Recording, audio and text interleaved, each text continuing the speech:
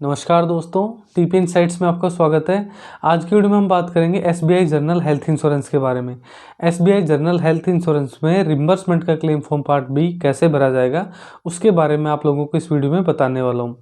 इस वीडियो को बनाने से पहले मैंने क्लेम फॉर्म ए कैसे भरा जाएगा एसबीआई जनरल हेल्थ इंश्योरेंस का, वो वीडियो मैंने बना दी आप लोगों के लिए। उस वीडियो का लिंक मैं इस वीडियो के डिस्क्रिप्शन में दे दूंगा, तो वो वीडियो भी आप लोग जाके देखिए और समझिए कि क्लेम फॉर्म ए कैसे भरना है आप लोगों को, ताकि कोई भी गड़बड़ ना हो आपके क्लेम फॉर्म में।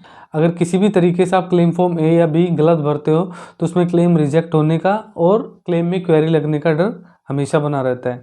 तो आप लोग जाके देखिए क्लेम फॉर्म ए की वीडियो भी। क्लेम फॉर्म बी के बारे में आज इस वीडियो में हम बात करेंगे। क्लेम फॉर्म बी किस कंडीशन में भरा जाता है? जब हम हॉस्पिटल के अंदर मिनिमम 24 घंटे एडमिट रहेंगे, उस कंडीशन में ही ये फॉर्म भरना है। और अदरवाइज अगर आपको प्री और पोस्ट के बिल क्लेम करने हैं तो क्लेम फॉर्म ए भरना है। लेकिन अगर आप मिनिमम 24 घंटे हॉस्पिटल में रहे हो एडमिट, तो क्लेम फॉर्म ए भी भरा जाएगा और क्लेम फॉर्म बी भी भरा जाएगा। अगर हॉस्पिटल नॉन नेटवर्क है या आपका क्लेम रिजेक्ट हो गया है, तो आप अगर अपने बिल रिम्बर्स कर रहे हो तो ये दोनों फॉर्म आप लोगों को भरने पड़ेंगे। क्लेम फॉर्म बी के साथ में सपोर्टिंग में जो जो डॉक्यूमेंट्स लगेंगे वो आगे की वीडियो में आप लोगों को जो फॉर्म भरना सिखाऊंगा, तो उसमें आपको देखना है कि वो चेकलिस्ट क्या है और उसमें क्या क्या डॉक्यूमेंट सपोर्टिंग में आप लोगों को लगाने हैं। तो वीडियो को आप लोग लास्ट तक देखिए। चैनल पे आप लोग नए हैं तो चैनल को सब्सक्राइब कर लीजिए, बेल आइकन दबा दीजिए ताकि नए वीडियो का नोटिफिकेशन आप लोगों को मिलता रहे। तो चलिए वीडियो को शुरू करते हैं।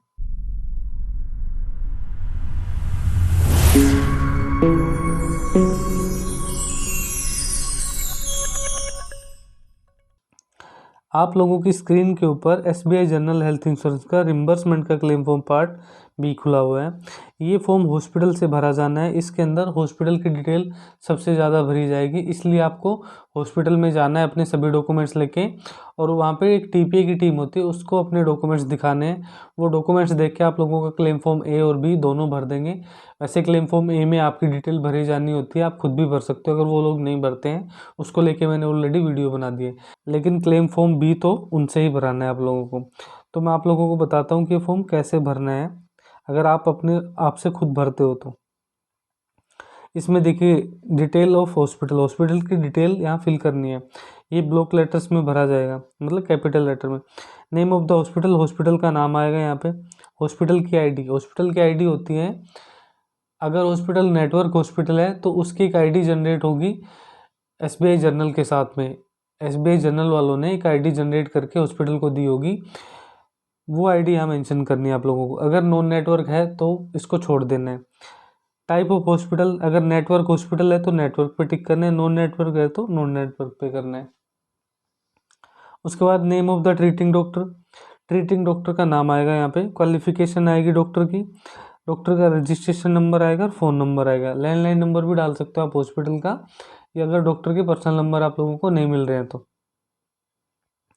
अब आगे चलते हैं, इसमें आगे लिखा हुआ details of the patient admitted, जो पेशेंट एडमिट हुआ है उसकी डिटेल यहाँ फिल करनी है। Name of the patient, patient का नाम आएगा यहाँ पे।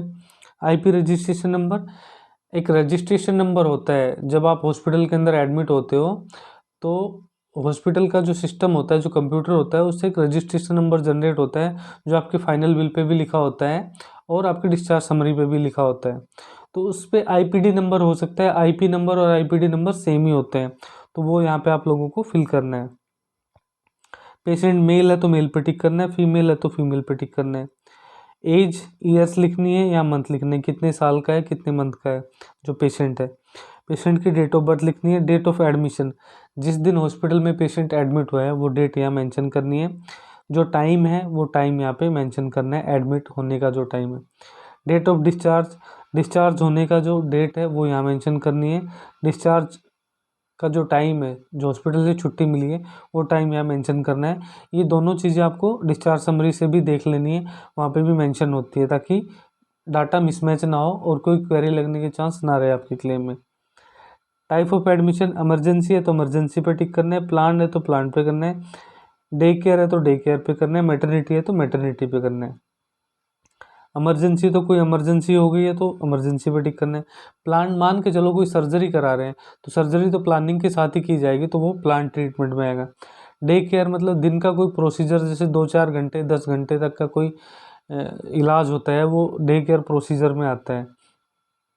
तो उस पर टिक करना है अगर वो इलाज आपने कराया है तो। मैटरनिटी प्रेगनेंसी से रिलेटेड होता है, तो मैटरनिटी का है तो यहाँ पे मैटरनिटी का टिक करना है। Status at the time of maternity पे टिक करने के बाद आता है इफ़ मैटरनिटी, अगर मैटरनिटी का केस है तो यहाँ पे डेट ऑफ डिलीवरी की डेट डालनी है। और यहाँ पे ग्रेविड स्टेटस, ये ग्रेविड स्टेटस सिर्फ प्रेगनेंसी के केस में ही होता है, मैटरनिटी के केस में होता है, अदरवाइज आप लोगों को छोड़ देना है। अगर इमरजेंसी या प्लान या डे केयर का कोई ट्रीटमेंट हुआ है तो ये छोड़ देना है। और अगर प्रेगनेंसी से रिलेटेड है, मैटरनिटी से रिलेटेड है तो यहाँ फिल करना ज़रूरी है।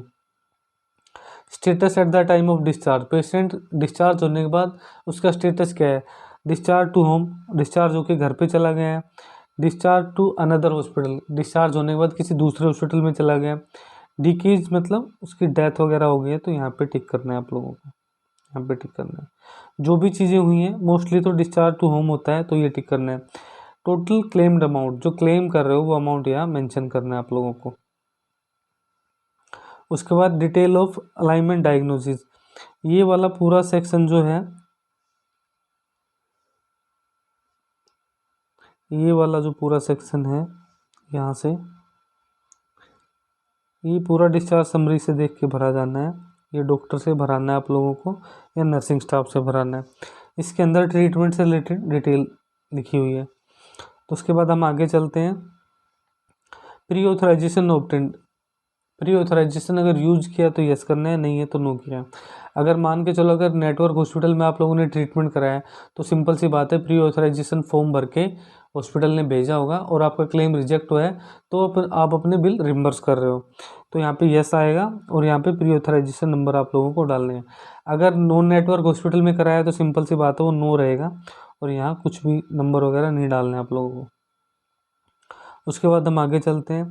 If authorization by network hospital not obtain, अगर कोई नेटवर्क हॉस्पिटल है और उन्होंने प्री ऑथराइजेशन की रिक्वेस्ट नहीं भेजी है, मतलब उन्होंने कैशलेस इलाज नहीं दिया आप लोगों को, तो उसका रीजन हॉस्पिटल से लिखवाना है यहाँ पे। Hospitalization due to injury, injury की वजह से हुए हो तो हॉस्पिटलाइज, अगर इंजरी की वजह से हुए हो तो यस पे टिक करना है, नहीं है तो नो पे टिक करना है। इफ़ यस गिव कोज, अगर यस, अगर आप इंजरी की वजह से एडमिट हुए हो तो उसमें आप लोगों को रीजन बताना है कि सेल्फ इन्फ्लेक्टेड, मतलब खुद से अपने आप को घायल किया तो यहाँ पे टिक करना है, यहाँ पे टिक करना है। रोड एक्सीडेंट हुआ है तो यहाँ पे टिक करना है। अल्कोहल वगैरह से रिलेटेड कोई बात है तो यहाँ पे टिक करना है। उसके बाद if injury due to substance abuse oblique alcohol establish this, अगर इन चीज़ों से रिलेटेड है तो यहाँ पे आप लोगों को यस करना है, अगर इन चीज़ों से रिलेटेड नहीं है तो यहाँ पे नो कर देना है। अगर यहाँ पे hospitalization due to injury no कर दोगे तो ऑटोमेटिकली आगे का ये नो होता चला जाएगा। अगर यहाँ पे यस करते हो तो ये चीज़ें आप लोगों को फिल करनी है। और यहाँ पे ये test conducted to establish this, अगर इसको यस करोगे तो आप लोगों को आगे चीज़ें भरनी है, जैसे मेडिको लीगल हो गया, रिपोर्ट टू पुलिस, अगर पुलिस में रिपोर्ट हुई है तो यस करना है, नहीं है तो नो पे करना है। यस करोगे तो FIR नंबर भी लिखना पड़ेगा। If not reported to police given reason, अगर पुलिस से रिपोर्ट नहीं हुई है तो उसका रीज़न यहाँ मेंशन करना पड़ेगा।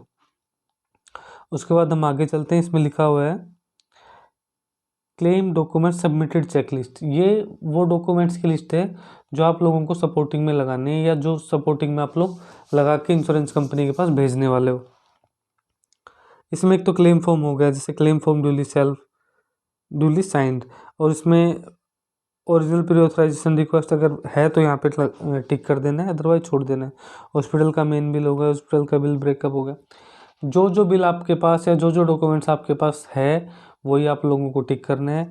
जो इसके अंदर मेंशन नहीं कर रखा है उसको आप अदर पे टिक करके यहाँ मेंशन कर सकते हो, ठीक है।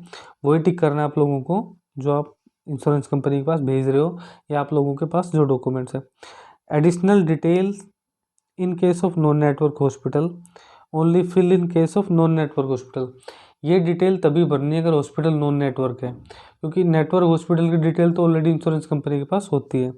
तो यहाँ पे हॉस्पिटल का एड्रेस आएगा, सिटी आएगा, स्टेट आएगा, पिन कोड आएगा, फ़ोन नंबर आएगा, यहाँ पे रजिस्ट्रेशन नंबर हॉस्पिटल का आएगा और हॉस्पिटल का पैन नंबर आएगा। Number of in patient bed, मतलब टोटल कितने बेडेड हॉस्पिटल है वो यहाँ पे मेंशन करना है। उसके बाद आगे है facility available in the hospital, OT मतलब ऑपरेशन थिएटर है तो यस करना है, नहीं है तो नो पे टिक करना है। आईसीयू है तो यस पे टिक करना है, नहीं है तो नो पे करना है। अदर कोई फैसिलिटी है तो यहाँ मेंशन कर देनी है आप लोगों को। उसके बाद ये डिक्लेरेशन है, ये डिक्लेरेशन पढ़ लेनी है। यहाँ पे डेट डालनी है, डिक्लेरेशन पढ़ने के बाद पैलेस डालना है और यहाँ पे signature of the hospital, hospital का जो ऑथोराइज बंदा है साइन करने के लिए उसके साइन होंगे यहाँ पे और हॉस्पिटल की स्टैम्प भी लग जाएगी। तो ये एसबीआई जनरल हेल्थ इंश्योरेंस का रिम्बर्समेंट का क्लेम फॉर्म पार्ट भी कंप्लीट हो गया है। तो आज की वीडियो मैंने आप लोगों को बताया कि एसबीआई जनरल हेल्थ इंश्योरेंस का रिम्बर्समेंट का क्लेम फॉर्म पार्ट बी कैसे भरना है। इस वीडियो में डिटेल में मैंने आप लोगों को समझाया है। फिर भी आप लोगों के मन में कोई सवाल है इस वीडियो को लेके या कोई डाउट है तो आप मुझे कमेंट सेक्शन में लिख के भेजिए, मैं आप लोगों को उसका जवाब ज़रूर दूंगा। इसके अलावा आपके हेल्थ इंश्योरेंस क्लेम में कोई क्वेरी है तो क्वेरी लेटर भी आप लोग मुझसे मेल पे या व्हाट्सएप पे शेयर कर सकते हो, या वर्बली भी आप मुझे लिख के पूछ सकते हो कि मेरे क्लेम के अंदर ये क्वेरी है या सवाल कोई भी आपके मन में है हेल्थ इंश्योरेंस से रिलेटेड, वो भी आप पूछ सकते हो, मैं उसका भी आप लोगों को जवाब दूंगा। वीडियो आप लोगों को अच्छी लगी तो वीडियो को लाइक कर दीजिए, चैनल को सब्सक्राइब कर लीजिए, बेल आइकन दबा दीजिए ताकि नए वीडियो का नोटिफिकेशन आप लोगों को मिलता रहे। तो चैनल को आप लोग सपोर्ट कीजिए। मिलते हैं नेक्स्ट वीडियो में, तब तक के लिए नमस्कार।